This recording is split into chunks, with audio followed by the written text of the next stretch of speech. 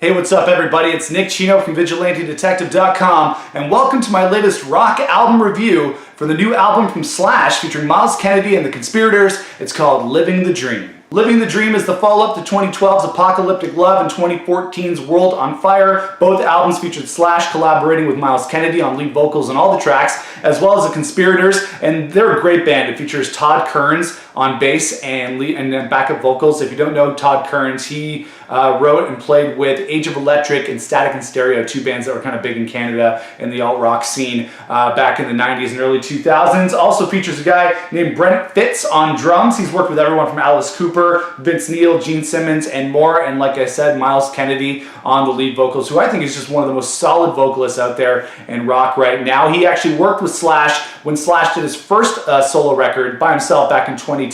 That featured kind of multiple vocalists on it. You know, there's a song like Ghost, which featured Ian Astbury from The Cult, Back from Cali, which featured Myles Kennedy on that song, and By the Sword featuring Andrew Stockdale from Wolfmother. But I'm really happy that Slash has continued to use Myles on his records because he just sounds fantastic. In terms of my favorite Slash songs, I really like Standing in the Sun, You're a Lie, and World on Fire. I really enjoy that record from 2010. But you know what? This is Slash's first music that he's made since reuniting with Guns N' Roses, which is something that we never thought would happen, to see Axl and Slash on stage together, Duff of course as well. But it happened, you know what I mean? Like, hell has frozen over. Guns N' Roses is touring, and I actually got to see them last fall at the Air Canada Centre in Toronto. And you know what? I'm not a big Axl fan. Let's not talk about Axl right now. But Slash was definitely the best part of the show.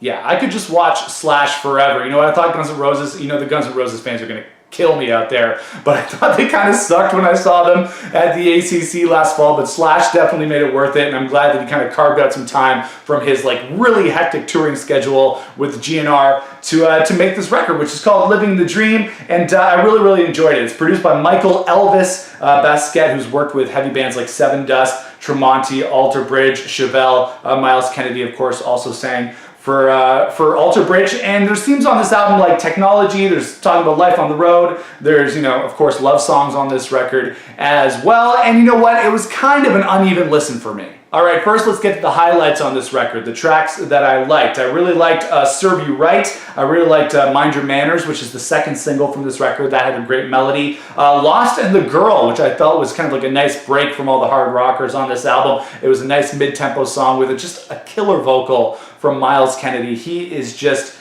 incredible on this record. I love his voice. The One You Loved Is Gone, which was like another beautiful song. You know, a lot of these songs are pretty, you know, hard, up-tempo rockers. That one had like pick guitars and heartbreaking vocals, which was a nice detour from all the kind of the ladder songs on this record. It was like kind of almost like a spiritual successor to November Rain. Maybe not quite as epic as November Rain, but I definitely got that November Rain vibe from this song.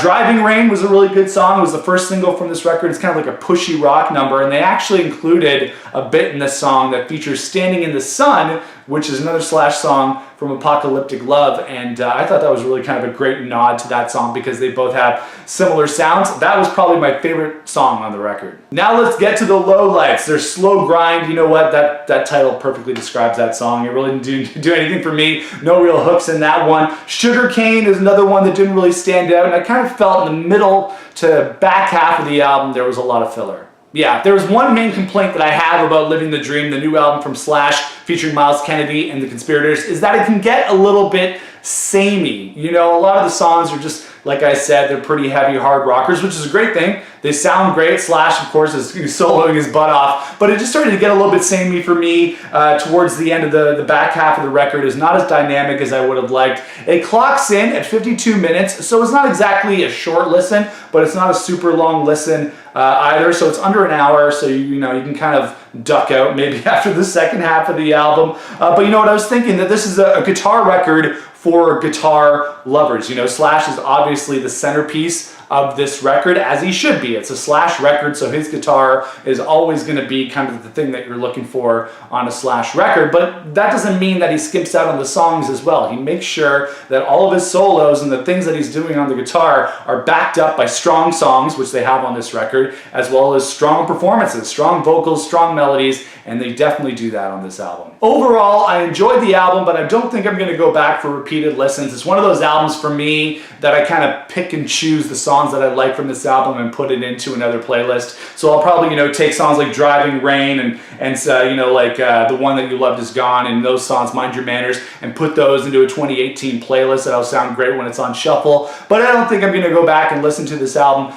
too often. So I'm going to give the new album, Living the Dream, from Slash featuring Myles Kennedy and the Conspirators, longest band name ever, I'm gonna give it a 6 out of 10. All right, everybody, that is my review for Slash featuring Myles Kennedy and the Conspirators, longest band name ever. The album's called Living the Dream. That is what I thought. Let me know what you thought of the record in the comments below. Make sure to like this video, subscribe to the channel, and share this video with your friends and your fellow rock fans, your fellow Guns N' Roses fans, your fellow Slash fans, your fellow Myles Kennedy fans, your grandma, your mom, your dog, whoever. Just make sure that people see this video. As always, you can check out music reviews right here on the channel at Rock Album Reviews. You can check out music reviews, movies news, movie stuff over at vigilantedetective.com. Make sure to follow me on social media, especially Twitter, at The Walking Nick, and we'll see you again in the next Rock Album Review. This is Chino, out.